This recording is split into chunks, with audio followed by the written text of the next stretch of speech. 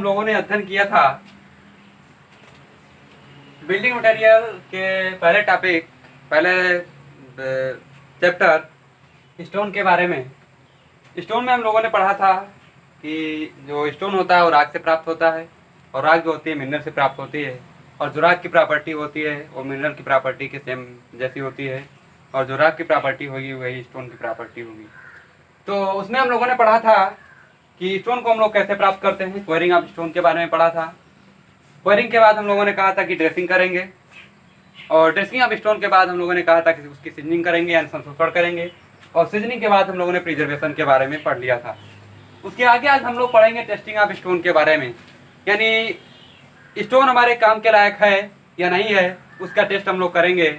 इसीलिए टेस्टिंग किया ही जाता है कि कौन सी स्टोन हमारे काम लायक है, जो हम लोग इंजीनियरिंग कार्य में प्रयोग करने जा रहे हैं वह स्टोन हम उस इंजीनियरिंग कार्य के लिए सही है या नहीं है, उसके लिए हम लोग टेस्टिंग करते हैं। तो आइए देखते हैं टेस्टिंग ऑफ स्टोन के बारे में।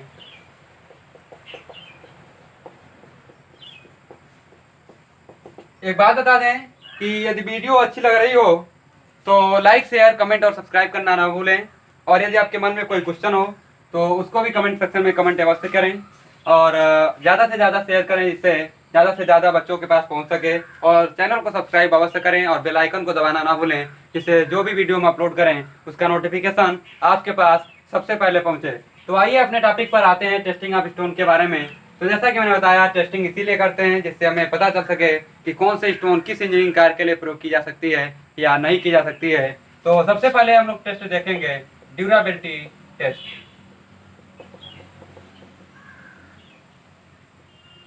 या इसको कह सकते हैं साउंडनेस टेस्ट। तो पहला है आपका ड्यूरेबिलिटी या साउंडनेस टेस्ट। तो ड्यूरेबिलिटी टेस्ट, ड्यूरेबिलिटी मतलब जानते होंगे टिकाऊपन, यानी टिकाऊपन को ज्ञात करने के लिए ड्यूरेबिलिटी टेस्ट किया जाता है। या फिर डिसइंटीग्रेशन या डिकम्पोजिशन, डिसइंटीग्रेशन या डिकम्पोजिशन के प्रति रेजिस्टेंस को ज्ञात करने के लिए, डिसइंटीग्रेशन मतलब विघटन, विघटन का मतलब टूटना फूटना, यानी डिसइंटीग्रेशन या डिकम्पोजिशन के प्रति रेजिस्टेंस को ज्ञात करने के लिए आपका ड्यूरेबिलिटी या साउंडनेस टेस्ट किया जाता है। इस टेस्ट को करने के कई मेथड हैं या कई टेस्ट इसके अंतर्गत आते हैं। इसमें से आपका पहला है स्मिथ टेस्ट।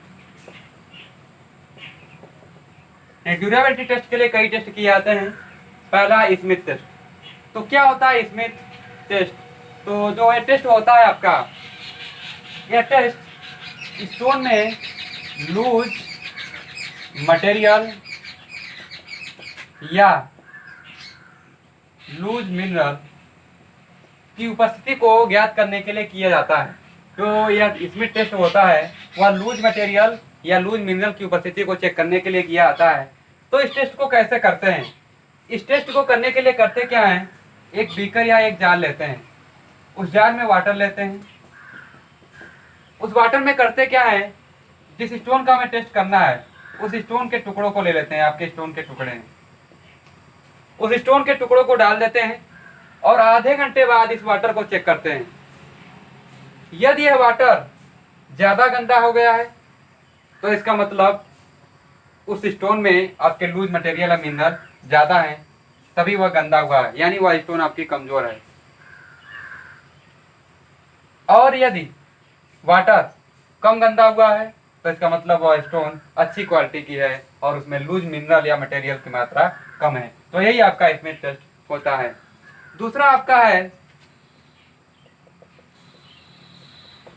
Acid test. तो एसिड के नाम से ही पता चल रहा होगा, अम्ल। इस टेस्ट को कब किया जाता है? क्यों किया जाता है? मौसम के प्रति रेजिस्टेंस को ज्ञात करने के लिए।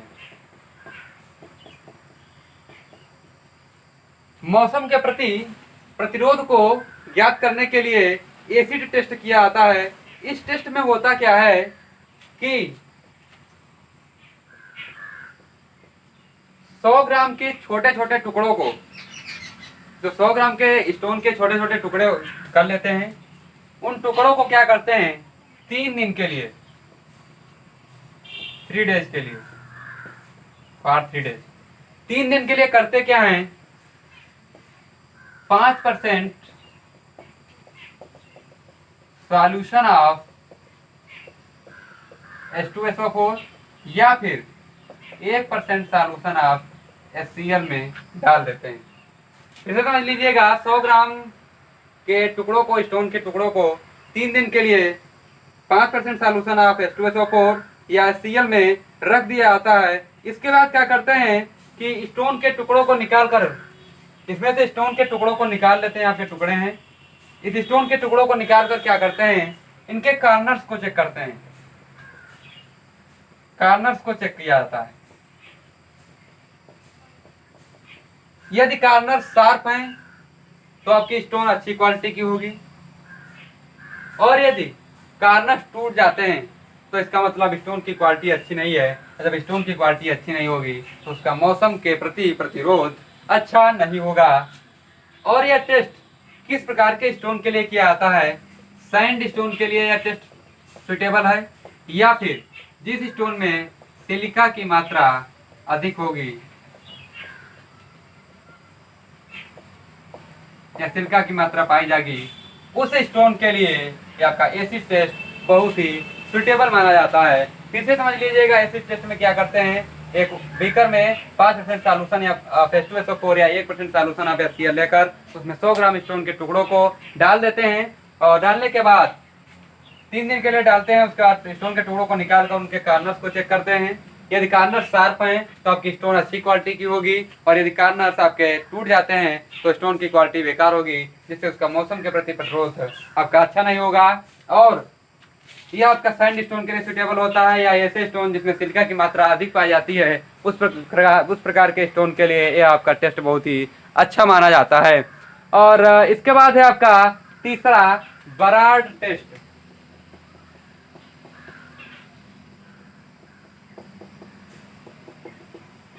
तो बराड टेस्ट आपका फ्रॉस्ट के प्रति रेजिस्टेंस ज्ञात करने के लिए किया जाता है। फ्रॉस्ट मतलब होता है आपका तुषार, तुषार के प्रति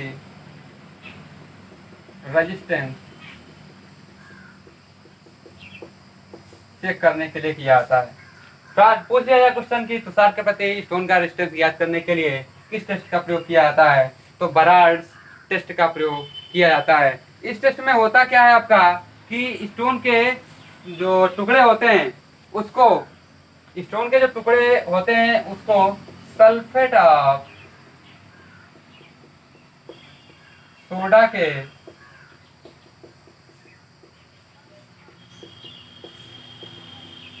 स्टोन के जो टुकड़े होते हैं उनको सल्फेट ऑफ सोडा के सॉल्यूशन में रखकर उसका वेट कर लिया जाता है। उसके बाद सैंपल को निकाल लेते हैं। करते क्या है कि जो स्टोन के टुकड़े होते हैं उसको सल्फेट ऑफ सोडा के बॉइलिंग सॉल्यूशन में डालकर उसका वेट कर लेते हैं। उसके बाद सैंपल को निकाल कर ऐसे ही रख दिया जाता है। उसके बाद उसका वेट कर लेते हैं और दोनों वेट का अंतर लेते हैं। वेट में जो कमी आती है वही आपका तुषार के प्रति रेजिस्टेंस को बताता है, यानी जो वेट में कमी आएगी वही फ्रॉस्ट के प्रति रेजिस्टेंस को बताएगी। तो ये आपका बराड टेस्ट था। इसके बाद चौथा टेस्ट है इसमें आपका क्रिस्टलाइजेशन टेस्ट। तो क्या होता है क्रिस्टलाइजेशन टेस्ट, आइए देखते हैं। क्रिस्टलाइजेशन टेस्ट, ध्यान दीजिएगा इसमें एक नोट पॉइंट है। ये जो टेस्ट होता है आपका IS 1126 के अनुसार किया जाता है। तो क्रिस्टलाइजेशन टेस्ट है वो आपका IS 1126 के अनुसार किया जाता है।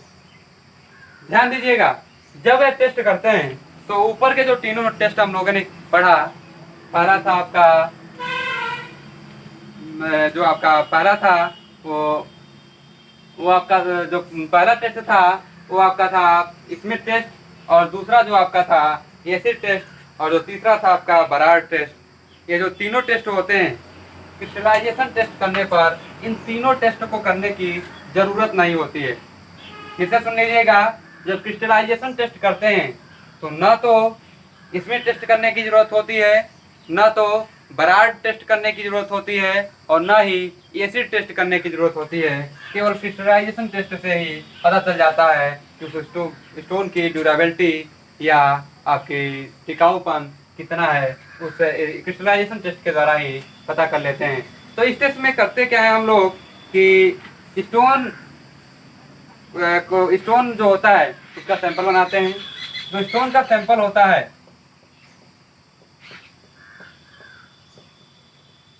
वो 50 mm डाया और 50 mm हाइट का सिलेंड्रिकल सैंपल होता है।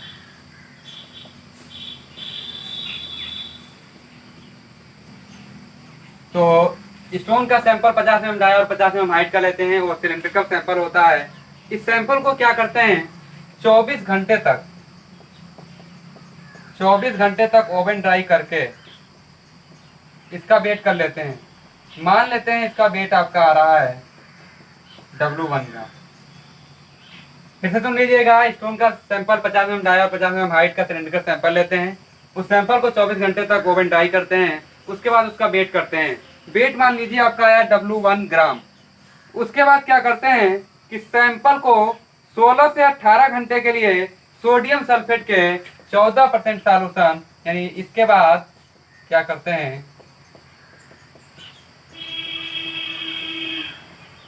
सैंपल को 16 से 18 घंटे के लिए सोडियम सल्फेट के यानी Na2SO4 के 14% सॉल्यूशन में डुबो देते हैं। सैंपल को सोडियम सल्फेट के 14% सॉल्यूशन में 16 से 18 घंटे के लिए डुबो देते हैं। उसके बाद इस सैंपल को निकालकर 4 घंटे के लिए खुले हवा में छोड़ देते हैं। 4 घंटे के लिए ही एयर में छोड़ देते हैं। पुनः जो सैंपल होता है उसको 24 घंटे तक ओवन ड्राई करते हैं। 24 घंटे तक ओवन ड्राई करते हैं। उसके बाद इसे रूम टेम्परेचर पर रख दिया जाता है। रूम टेम्परेचर पर रख देते हैं। यही प्रक्रिया 30 साइकिल तक करते हैं। यानी जो प्रक्रिया हम लोगों ने किया इसको 30 साइकिल तक बनाते हैं। उसके बाद स्टोन का वेट कर लेते हैं। माना हुआ वेट W2 आया। तो 30 साइकिल के बाद वेट आया आपका 30 साइकिल के बाद आपका वेट आया जो वो W2 है। तो change in weight as percentage में निकालें। Change in weight equal to W1 minus W2 upon W1 into 100, जहां आपका W1 है ओरिजिनल वेट ऑफ सैंपल और W2 है आपका weight of sample after 30 cycle, यानी 30 साइकिल के बाद। फिर से सुन लीजिएगा क्या करते हैं क्रिस्टलाइजेशन टेस्ट में 50 mm डाया और 50 mm हाइट का सिलेंड्रिकल सैंपल लेते हैं और 24 घंटे तक ओवन ड्राई सैंपल लेकर 24 घंटे तक ओवन ड्राई करके उसका वेट कर लेते हैं। माना यह वेट आपका W1 ग्राम आया है। उसके बाद सैंपल को 16 से 18 घंटे के लिए सोडियम सल्फेट के 14% सॉल्यूशन में 4 घंटे के लिए एयर में सोडियम सल्फेट के सॉल्यूशन में छोड़ दिया जाता है। उसके बाद उसे निकालकर 4 घंटे के लिए एयर में खुले हवा में छोड़ देते हैं। उसके बाद 24 घंटे तक ओवन ड्राई करते हैं। 24 घंटे तक ओवन ड्राई करने के बाद यही प्रक्रिया 30 साइकिल तक करते हैं और उसके बाद उसका स्टोन सैंपल का वेट कर लेते हैं। माना हुआ वेट W2 आया है और इस सूत्र से वेट में कमी निकाल लेते हैं। इस प्रकार से ड्यूरेबिलिटी टेस्ट हो जाता है। उसके यह आपका जो टेस्ट किया जाता है मिनिमम 3 सैंपल के लिए टेस्ट किया जाता है। मिनिमम 3 सैंपल के लिए क्रिस्टलाइजेशन टेस्ट किया जाता है। अगला आपका जो दूसरा टेस्ट है आपका कंप्रेसिव स्ट्रेंथ टेस्ट। तो दूसरा टेस्ट है आपका कंप्रेसिव स्ट्रेंथ टेस्ट। तो कंप्रेसिव स्ट्रेंथ का मतलब समझ रहे होंगे संपीड़न सामर्थ्य, यानी संपीड़न सामर्थ्य परीक्षण आपका इसके अंतर्गत किया जाता है। तो यह जो टेस्ट होता है वह ड्राई और सेचुरेटेड दोनों कंडीशन के लिए किया जा सकता है, यानी ड्राई और सैचुरेटेड।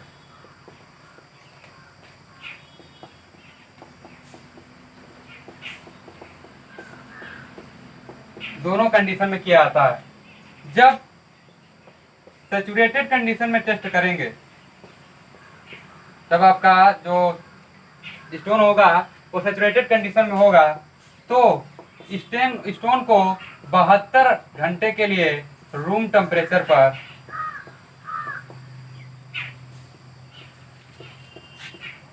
जल में डुबो देते हैं। ध्यान दीजिएगा, जब सैचुरेटेड कंडीशन में टेस्ट करेंगे तो 72 घंटे के लिए रूम टेम्परेचर पर स्टोन को जल में डुबो देते हैं, और जब ड्राई कंडीशन में टेस्ट करेंगे तो 24 घंटे के लिए सैंपल को ओवन ड्राई करते हैं। 24 घंटे के लिए सैंपल को क्या करते हैं, ओवन ड्राई करते हैं। और जो सैंपल की साइज होती है,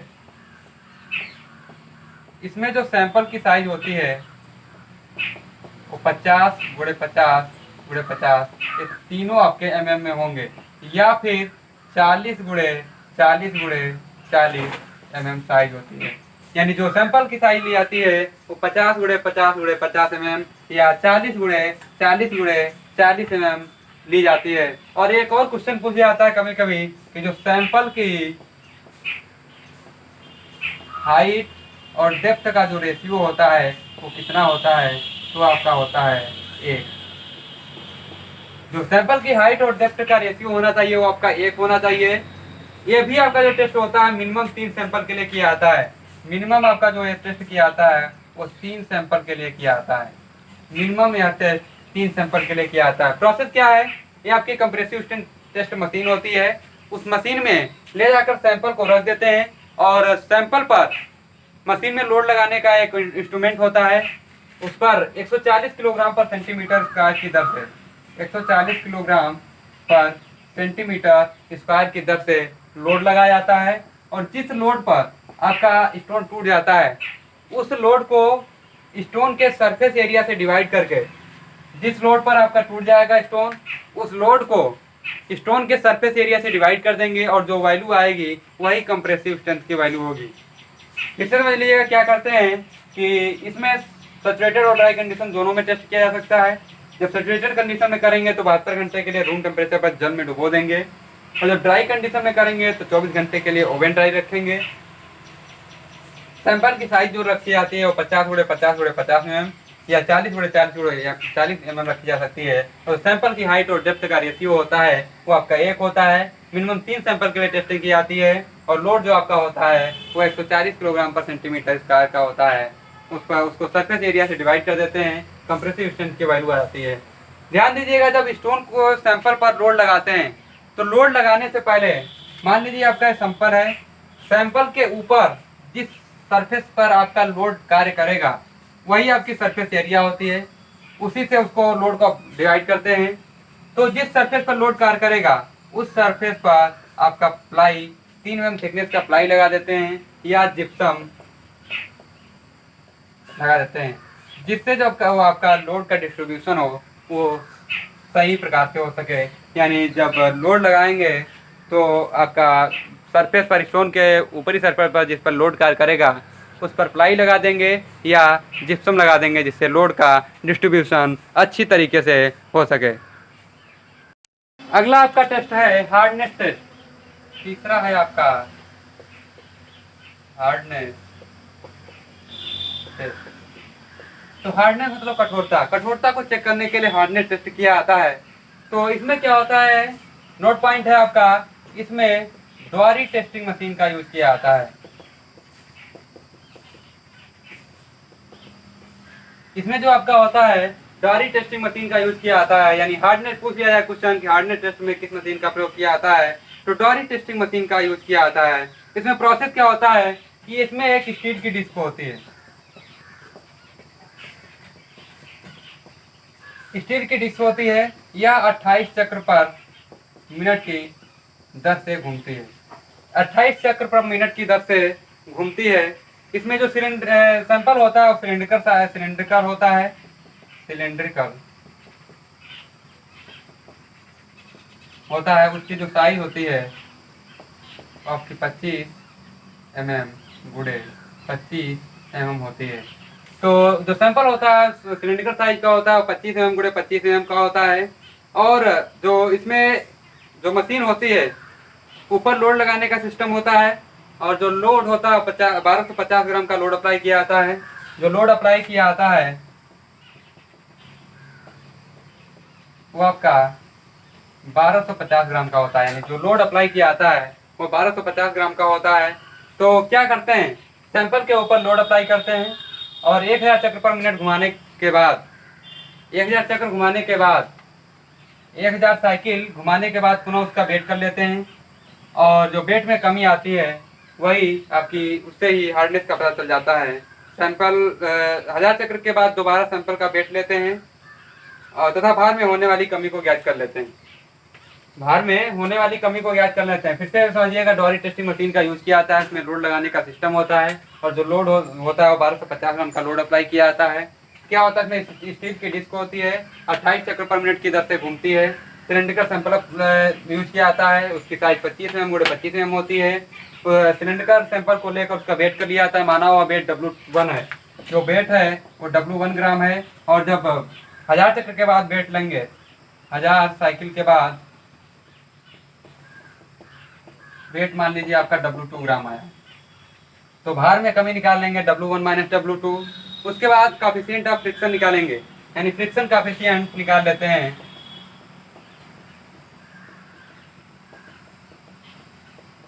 फार्मूला होता है 20 माइनस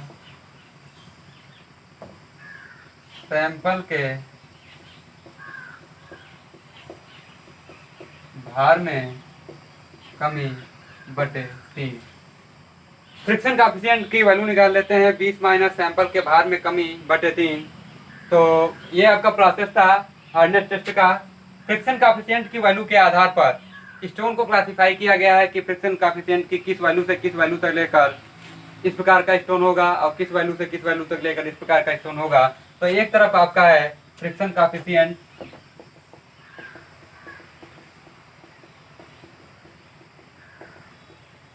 और दूसरी तरफ है आपका स्टोन टाइप। तो जब फ्रिक्शन काफिशिएंट की वैल्यू 0 से 14 होगी, यानी जब फ्रिक्शन काफिशिएंट की वैल्यू आपकी 0 से 14 होगी तो आपका जो स्टोन होगा वो सॉफ्ट होगा, सॉफ्ट स्टोन। और जब फ्रिक्शन काफिशिएंट की वैल्यू 14 से 17 होगी तो हार्ड स्टोन होगा। और जब फ्रिक्शन काफिशिएंट की वैल्यू 17 से अधिक होगी तो वेरी हार्ड होगा। यानी फ्रिक्शन काफिशिएंट की वैल्यू के आधार पर स्टोन को क्लासिफाई किया गया है। जब फ्रिक्शन काफिशिएंट की वैल्यू आपकी 0 से 14 होगी तो आपका सॉफ्ट स्टोन होगा, और जब फ्रिक्शन काफिशिएंट की वैल्यू 14 से 17 होगी तो आपका हार्ड स्टोन होगा, और जब 17 से अधिक होगी तो वेरी हार्ड होगा। नोट पॉइंट भी इसमें है, नोट पॉइंट है आपका कि जब जो स्टोन होगा, यदि रोड मटेरियल के रूप में स्टोन का प्रयोग किया जा रहा है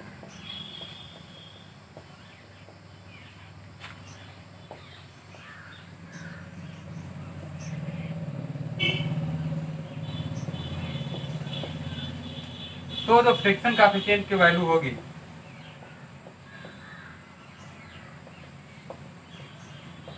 वो आपकी 17 से अधिक होनी चाहिए। यदि नोट पॉइंट पेपर में पूछा जा चुका है, यदि रोड मटेरियल के रूप में स्टोन का प्रयोग किया जा रहा है तो उसके लिए फ्रिक्शन काफिशिएंट की वैल्यू 17 से अधिक होनी चाहिए, कम नहीं होनी चाहिए। अगला टेस्ट है आपका चौथा है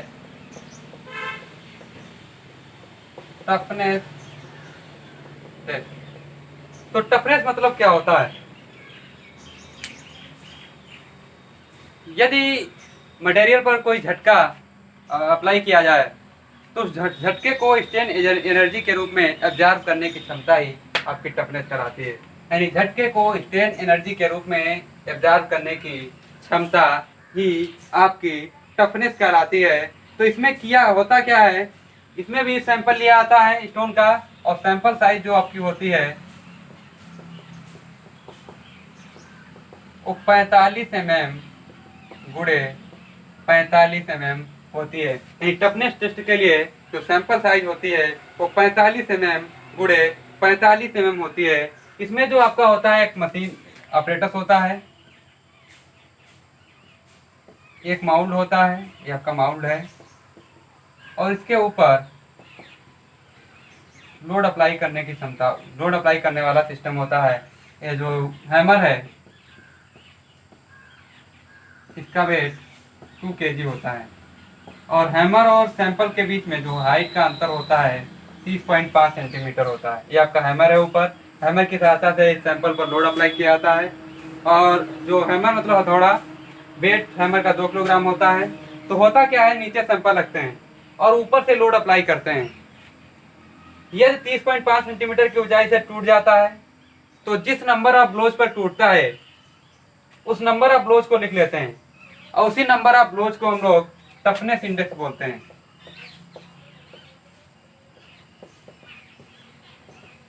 यानी जिस नंबर ऑफ ब्लोज पर आपका स्टोन टूट जाता है उस नंबर ऑफ ब्लोज को टफनेस इंडेक्स बोलते हैं, और इसको हम लोग एक और नाम से बोलते हैं, इसको बोलते हैं हम लोग इम्पैक्ट इंडेक्स। फिर से समझिए प्रोसेस क्या होता है। सैंपल को यहाँ पर माउल्ड में रखते हैं और ऊपर आपका हैमर लगा होता है। हैमर और माउल्ड के बीच की डिस्टेंस 30.5 सेंटीमीटर रखी जाती है। उतनी ऊंचाई से हैमर को गिराते हैं। हैमर का वेट 2 किलोग्राम होता है। यदि इतनी ऊंचाई से गिराते हैं और जितने नंबर ऑफ ब्लोज पर, नंबर ऑफ ब्लोज मतलब कितनी बार हथौड़ा गिराया गया है, वो जितने नंबर ऑफ ब्लोज पर स्टोन आपका टूट जाता है उस नंबर ऑफ ब्लोज को नोट कर लेते हैं, और उस नंबर ऑफ ब्लोज को हम लोग बोलते हैं टफनेस इंडेक्स या इम्पैक्ट इंडेक्स। तो यदि 30.5 सेंटीमीटर की ऊंचाई से वो स्टोन नहीं टूट रहा है तो प्रत्येक बार 1-1 सेंटीमीटर हाइट बढ़ाते जाते हैं। करते क्या है, यदि 30.5 सेंटीमीटर हाइट पर ये आपका स्टोन का नहीं टूट रहा है तो प्रत्येक बार 1 सेंटीमीटर हाइट बढ़ाते जाते हैं, और जिस नंबर ऑफ ब्लोज पर टूट जाएगा उसे हम लोग नोट कर लेते हैं, वही आपकी टफनेस होती है। तो टफनेस इंडेक्स की या नंबर ऑफ ब्लोज की वैल्यू के आधार पर स्टोन के टाइप को बताया गया है कि किस किस टाइप के स्टोन होंगे। तो एक तरफ आपका होगा नंबर ऑफ ब्लोज और दूसरी तरफ है स्टोन टाइप। तो जब नंबर ऑफ ब्लोज आपका 13 से कम होगा, यानी जब नंबर ऑफ ब्लोज आपका 13 से कम होगा तो आपकी स्टोन लेस टफ होगी, और जब 13 से 19 होगा तो मॉडरेट टफ होगी,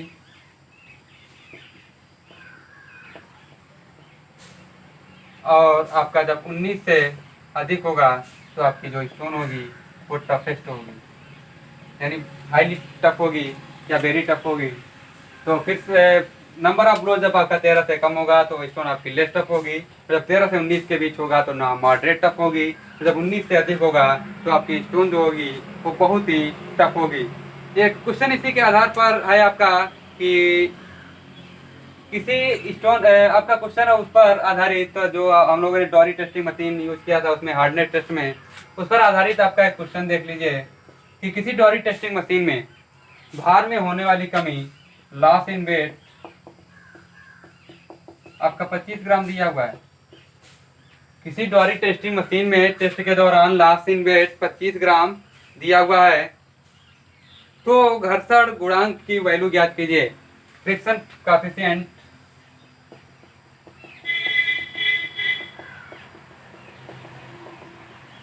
की वैल्यू हमें फाइंड आउट करनी है। तो जैसा कि फ्रिक्शन कोएफिशिएंट का फार्मूला हमने बताया था, 20 माइनस सैंपल के भार में कमी आई है 25 ग्राम बटे 3 था, तो करेंगे 60 माइनस 25 बटे 3, 25 पाँच 30, यानी लगभग आपका 12 आ जाएगा। लगभग जो आपका होगा वो 12 हो जाएगा। ये आपका था न्यूमेरिकल हार्डनेस टेस्ट पर आधारित। इसके बाद अगला टेस्ट है आपका अब्रेशन टेस्ट। तो पांचवा है आपका अब्रेशन टेस्ट। तो क्या होता है अब्रेशन टेस्ट? रोड कंस्ट्रक्शन के लिए जो स्टोन यूज किए जाते हैं उस स्टोन का घिसन के प्रति रेजिस्टेंस ज्ञात करने के लिए ही आपका अब्रेशन टेस्ट किया जाता है। तो अब्रेशन टेस्ट क्यों किया जाता है, मैंने बताया कि जो आपका रोड कंस्ट्रक्शन किया जाता है जब, तो उसमें जो स्टोन प्रयोग किए जाते हैं उस स्टोन का घिसन के प्रति रेजिस्टेंस ज्ञात करने के लिए अब्रेशन टेस्ट किया जाता है। तो जब ये टेस्ट किया जाता है तो ना तो हार्डनेस टेस्ट करने की रिक्वायरमेंट होती है और ना ही टफनेस टेस्ट करने की रिक्वायरमेंट होती है। ध्यान दीजिएगा, क्वेश्चन पूछा जा सकता है कि ऐसा कौन सा टेस्ट है जिसको करने पर हार्डनेस और टफनेस टेस्ट करने की रिक्वायरमेंट नहीं होती है। तो आपका आंसर हो जाएगा अब्रेशन टेस्ट।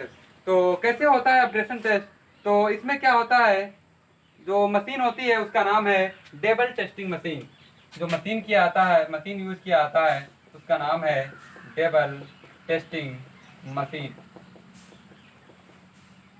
जो टेस्ट के लिए मशीन यूज किया आता है उसका नाम है डेबल टेस्टिंग मशीन। तो इसमें होता क्या है, दो सिलेंडर, जो आपके इस मशीन में दो सिलेंडर होते हैं, दो सिलेंडर होते हैं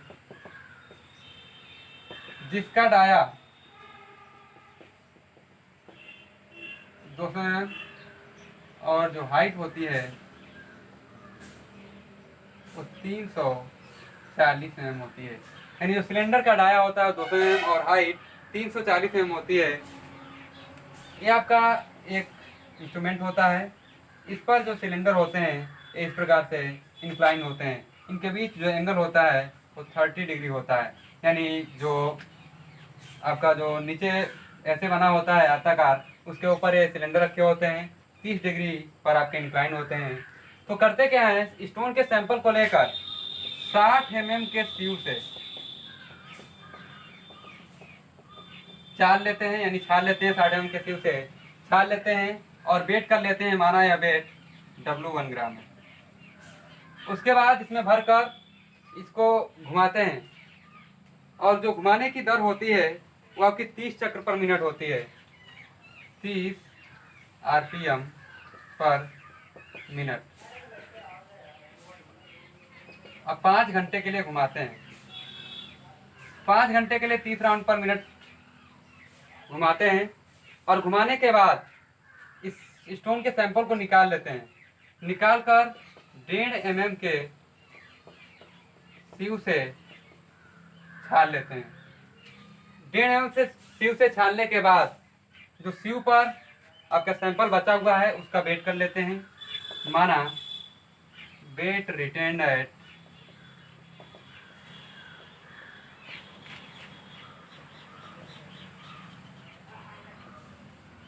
1.5 mm सीव, माना है आपका W2 ग्राम।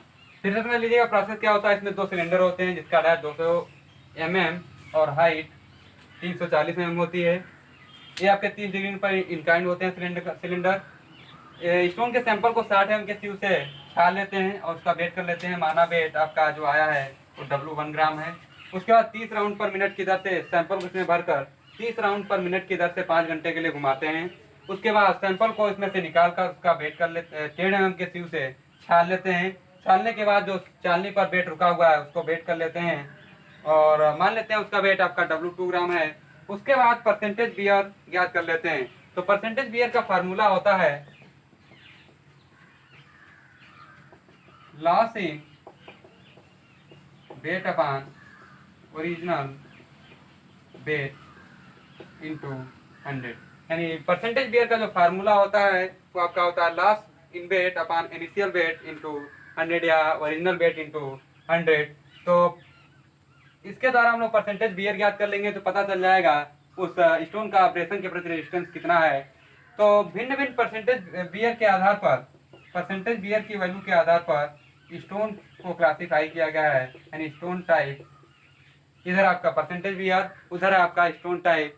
तो जब परसेंटेज बियर की वैल्यू 2% होगी तो आपका स्टोन होगा गुड क्वालिटी का। गुड क्वालिटी का स्टोन होगा जब परसेंटेज बियर की वैल्यू 2% होगी, और जब 2 से 5% होगी तो मीडियम क्वालिटी का होगा, और जब 5% से अधिक होगी तो आपका पुअर क्वालिटी का होगा। यानी जब परसेंटेज बियर की वैल्यू 2% होगी तो आपका स्टोन जो होगा वो गुड क्वालिटी का होगा, और जब परसेंटेज बियर की वैल्यू 2 से 5% होगी तो मीडियम क्वालिटी का होगा। जब परसेंटेज बियर की वैल्यू 5% से होगी, अधिक होगी, तो आपका जो स्टोन होगा वो पुअर क्वालिटी का होगा। तो ये आपके 5 टेस्ट थे। और भी एक टेस्ट है आपका वाटर एब्जॉर्प्शन टेस्ट। तो वाटर एब्जॉर्प्शन टेस्ट में क्या होता है ये देखते हैं। लास्ट टेस्ट है आपका वाटर एब्जॉर्प्शन। तो इसमें क्या करते हैं, स्टोन का सैंपल लेते हैं। सैंपल का जो वेट होता है 50 से 100 ग्राम होता है।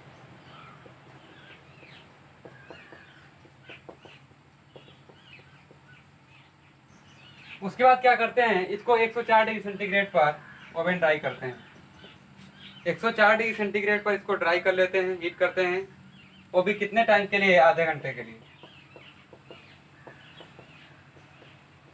सैंपल को जो ड्राई करते हैं, हीट करते हैं 104 डिग्री सेंटीग्रेड पर आधे घंटे के लिए ड्राई करते हैं या हीट करते हैं। उसके बाद उसका वेट कर लेते हैं, माना या W1 ग्राम आया। उसके बाद क्या करते हैं, 24 घंटे के लिए इसे पानी में डुबो देते हैं। उसके बाद पुनः निकाल कर इसका वेट कर लेते हैं, माना या वेट W2 ग्राम है। और चेंज इन वेट निकाल लेते हैं। आपका change in weight W2 minus W1 upon W1 into 100। इस प्रकार से वेट में चेंज आ जाएगा। इससे हमें पता चल जाएगा कि स्टोन का वाटर के प्रति रेजिस्टेंस कितना है या वाटर अब्जॉर्प्शन क्षमता कितनी है। इसके बाद लास्ट टॉपिक है आपका इस स्टोन का आर्टिफिशियल स्टोन। तो आर्टिफिशियल स्टोन की जरूरत क्यों पड़ी, जैसा कि मैंने बताया था राख से आपका स्टोन प्राप्त होता है। मान लीजिए कहीं कहीं पर स्टोन कम पड़ गया, राख से नहीं मिल पा रहा है, तब आर्टिफिशियल स्टोन बनाया जाता है, यानी कृत्रिम स्टोन फिजिकल मेथड के द्वारा बनाया जाता है। तो आर्टिफिशियल स्टोन कैसे बनाया जाता है, उसमें हम लोग क्या करते हैं, सीमेंट मिलाते हैं और क्या करते हैं, नेचुरल एग्रीगेट मिलाते हैं और आवश्यकता अनुसार उसमें हम लोग कलरिंग पिगमेंट भी मिला सकते हैं। इन तीनों को मिलाकर हम आर्टिफिशियल स्टोन बना सकते हैं, यानी सीमेंट, एग्रीगेट और आवश्यकता अनुसार कलरिंग पिगमेंट उसमें मिलाकर बना सकते हैं। इसमें जो एग्रीगेट यूज किया जाता है वो 6 mm से अधिक साइज का नहीं होना चाहिए। जो एग्रीगेट यूज किया जाता है वो आपका 6 mm से अधिक साइज का नहीं होना चाहिए, यानी 6 mm से कम साइज का ही होना चाहिए। और उसमें सीमेंट और एग्रीगेट का जो रेशियो होना चाहिए, सीमेंट और एग्रीगेट का जो रेशियो होना चाहिए वॉल्यूम के अकॉर्डिंग, यानी अकॉर्डिंग टू वॉल्यूम, सीमेंट और एग्रीगेट का रेशियो आपका जो होना चाहिए 1:3। यानी यदि सीमेंट 1 मीटर क्यूब है तो आपका जो एग्रीगेट होगा वो आपका 3 मीटर क्यूब होगा। तो सीमेंट और एग्रीगेट का रेशियो वॉल्यूम के आधार पर 1:3 होना चाहिए। और जो कलरिंग पिगमेंट यूज करते हैं हम लोग, जो कलरिंग पिगमेंट यूज करते हैं, यह सीमेंट के टोटल वेट का 15% से अधिक नहीं होना चाहिए।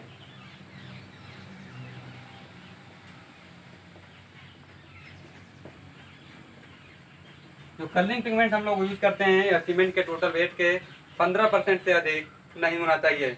तो कुछ आर्टिफिशियल स्टोन है उसके बारे में हम लोग अध्ययन कर लेते हैं। पहला आपका कंक्रीट ब्लॉक।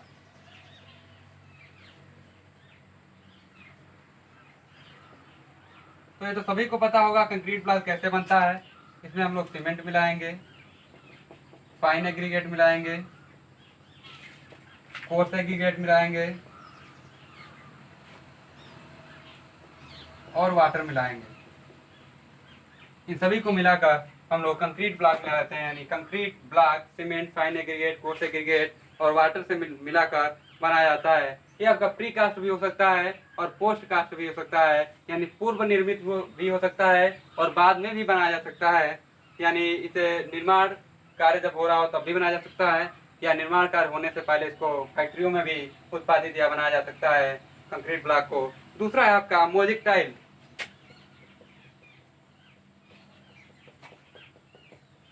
तो मोज़ेक टाइल को कैसे प्राप्त करते हैं, इसमें क्या होता है, जो कंक्रीट के टाइल्स होते हैं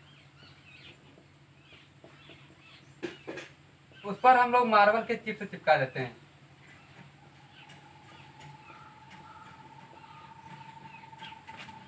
मार्बल के चिप्स को चिपका कर बनाया जाता है।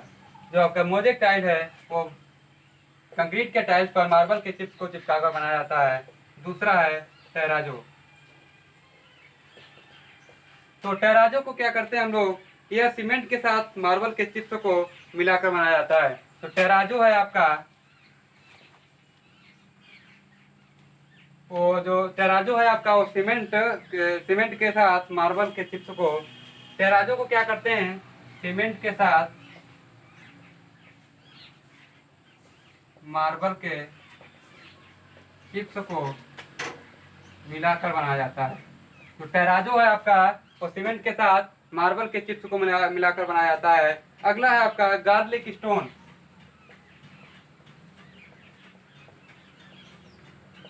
तो गार्लिक स्टोन क्या होता है आपका, इसमें इसको कैसे बनाते हैं, इसमें जो आयरन स्लैग होता है और जो ओपीसी होता है, ऑर्डिनरी पोर्टलैंड सीमेंट और आयरन स्लैग को मिलाकर गार्लिक स्टोन बनाया जाता है।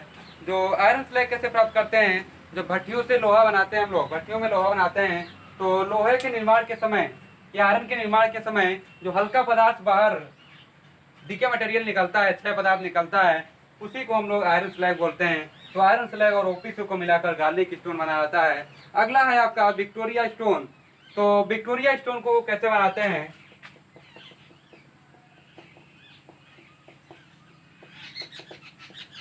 इसको क्या करते हैं, ग्रेनाइट के छोटे छोटे टुकड़ों को क्या करते हैं,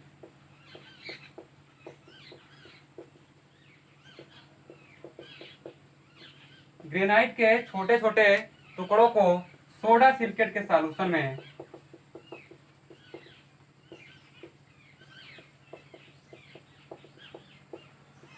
जो ग्रेनाइट के छोटे छोटे टुकड़े हैं उसको सोडा सिलिकेट के सॉल्यूशन में डुबोकर बनाया जाता है। तो यह स्टोन आपका काफी हार्ड भी होता है। और लास्ट स्टोन है आपका इंपीरियल स्टोन।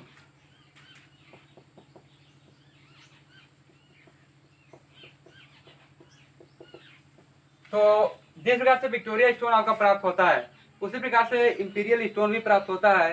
तो इंपीरियल स्टोन में क्या करते हैं कि ग्रेनाइट के छोटे छोटे टुकड़ों को सीमेंट के साथ मिक्स करके इसे आवश्यक शेप में माउल्डिंग कर लेते हैं।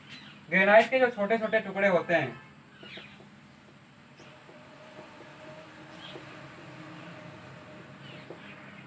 उसको क्या करते हैं, सीमेंट के साथ मिक्स करके आवश्यकता अनुसार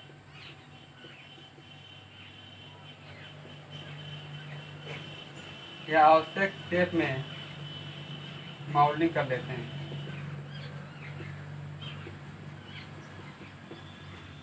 यानी जो इंपीरियल स्टोन आपका होता है वो ग्रेनाइट स्टोन के छोटे छोटे टुकड़ों को सीमेंट के साथ मिक्स करके आवश्यक शेप में माउल्डिंग कर लेते हैं। इसके बाद क्या करते हैं, उसको 24 घंटे तक भाप द्वारा तराई करते हैं। इसके बाद क्या करते हैं हम लोग, 24 घंटे तक स्टीम क्यूरिंग की जाती है।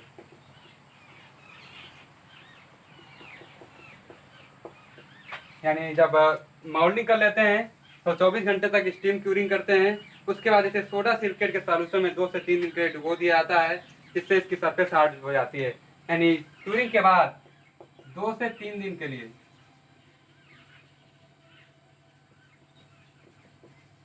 सोडा सिलिकेट के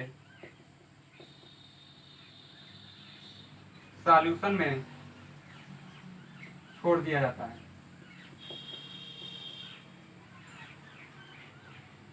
जिससे इसकी सरफेस हार्ड हो जाती है। तो आपका इंपीरियल स्टोन इस प्रकार से प्राप्त हो जाता है। ग्रेनाइट के छोटे छोटे टुकड़ों को सीमेंट के साथ मिक्स करके आवश्यक शेप में मोल्डिंग कर लेते हैं। उसके बाद 24 घंटे तक स्टीम क्यूरिंग करते हैं, यानी भाप द्वारा तराई करते हैं। उसके बाद 2 से 3 दिन के लिए सोडा सिलिकेट के सॉल्यूशन में उसे छोड़ दिया जाता है, जिससे इसकी सरफेस हार्ड हो जाती है। तो ये आपके थे आर्टिफिशियल कुछ स्टोन। पहला आपका था कंक्रीट ब्लॉक, दूसरा मोजेक टाइल, तीसरा टेराजो, चौथा गार्लिक स्टोन, पांचवा विक्टोरिया स्टोन और छठा था आपका इंपीरियल स्टोन। तो ये आपके इंपीरियल स्टोन थे। तो ये आपका पूरा कवर हुआ 2 लेक्चर में स्टोन। इसके बाद हम लोग नेक्स्ट चैप्टर अध्ययन करेंगे ब्रिक, जो बहुत ही इंपॉर्टेंट है। स्टोन भी आपका इंपॉर्टेंट था। तो चैप्टर को पढ़ने के साथ साथ हम लोग क्वेश्चन भी सॉल्व करेंगे, इससे संबंधित जो प्रीवियस ईयर पेपर पूछे भी जा चुके हैं। जैसा कि मैंने बताया था स्टोन में जो सवाल का लेक्चर आप लोगों ने देखा होगा, इसी बार डीएमआरसी जेई में पूछा गया था, उस क्वेश्चन को मैंने डिस्कस किया था। तो ये आपका था स्टोन चैप्टर। तो अगले लेक्चर से हम लोग शुरू करेंगे ब्रिक यानी ईंट, उसको भी हम लोग पढ़ेंगे। तो आज के लिए इतना ही। Thank you class. यदि वीडियो अच्छी लगी हो तो लाइक शेयर कमेंट और सब्सक्राइब करना ना भूलें। Lot of thanks for watching.